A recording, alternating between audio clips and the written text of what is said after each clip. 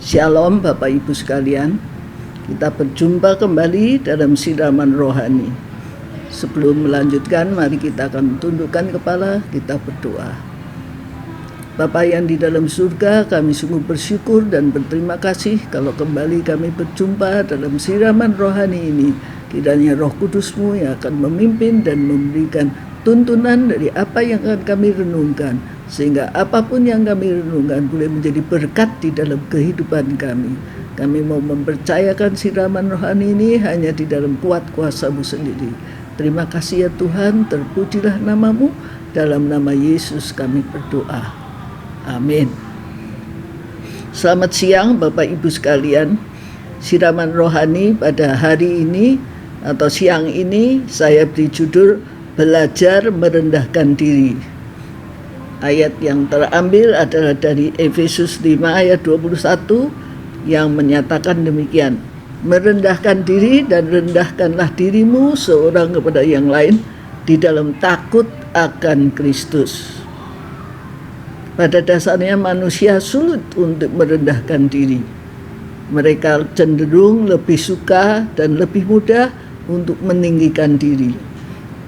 Tapi ayat di atas meminta kita agar kita bisa merendahkan diri satu dengan yang lain dalam takut kepada Kristus. Bisakah kita merendahkan diri? Sebuah kisah tentang 2 ekor kambing yang berpapasan di atas sebuah jembatan di atas jurang yang sangat dalam. Jembatan itu hanya berupa sebatang kayu panjang. Di bawah jembatan itu terdapat sungai kecil dengan bebatuan yang tajam. Dan kedua kambing itu nyaris berada tepat di tengah jembatan.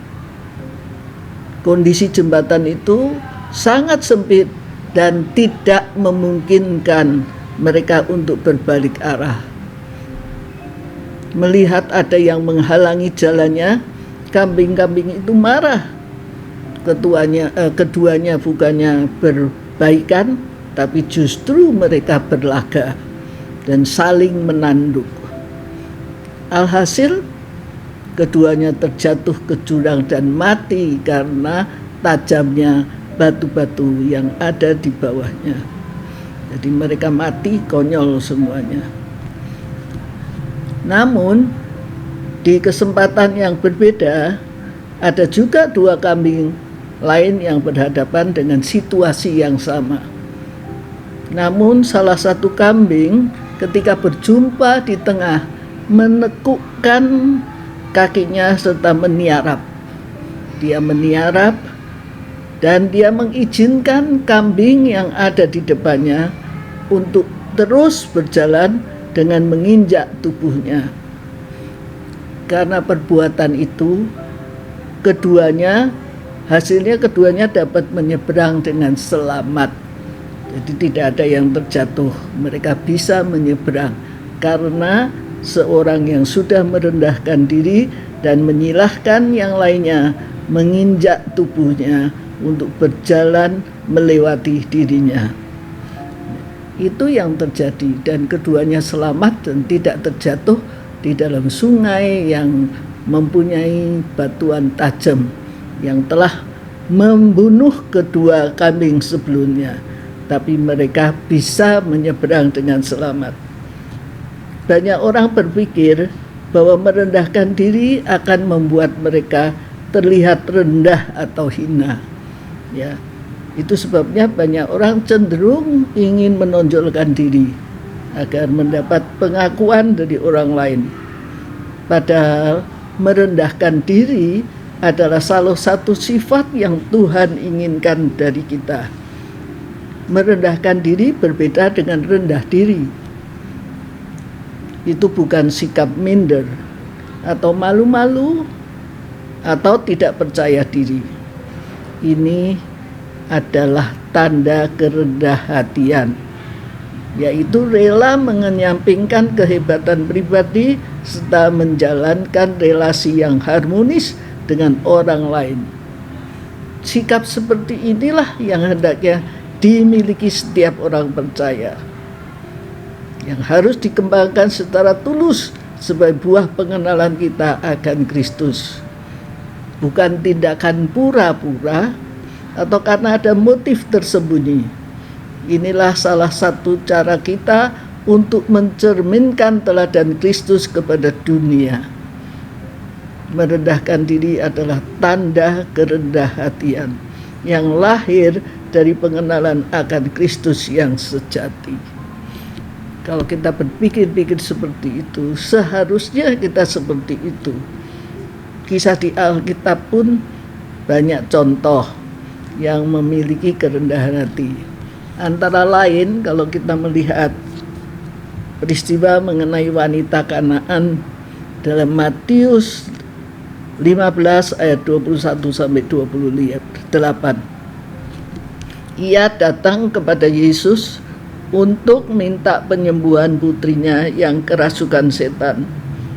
Tapi justru Yesus menguji imannya, bahwa mengatakan dia tidak berhak mendapatkan berkat itu, sebab dia bukan orang Yahudi, orang Israel, melainkan orang di luar dari bangsa yang terpilih ini. Apakah dia marah dan tersinggung? Perempuan ini justru tidak tersinggung atau marah. Dia menyadari posisinya dan percaya bahwa Tuhan Yesus mengasihi semua. Sebab itu daripada menambah rasa kecewanya, dia justru memilih untuk merendahkan diri dan memohon lebih lagi kepada Tuhan. Dia mohon terus kepada Tuhan. Ya, itu menunjukkan imannya yang begitu besar. Dan apakah Tuhan bertahan dengan segala sesuatu yang dia lakukan? Tidak. Justru dia melihat iman yang besar daripada wanita bukan Yahudi ini. Dia mengabulkan permohonan daripada sang wanita sehingga putrinya dibebaskan daripada roh jahat atau setan itu, dikeluarkan dan dia boleh hidup dengan bebas. Itulah yang Tuhan berikan di dalam hidup ini. Jadi saudara-saudara, kalau kita mau merendahkan diri, semua akan selamat dan semua akan teruji dengan baik. Kita memang harus seperti itu. Mari kita belajar untuk merendahkan diri. Walaupun sulit dan sukar, kita harus lakukan. Karena itu yang diminta dan menjadi kesaksian bagi sekeliling kita.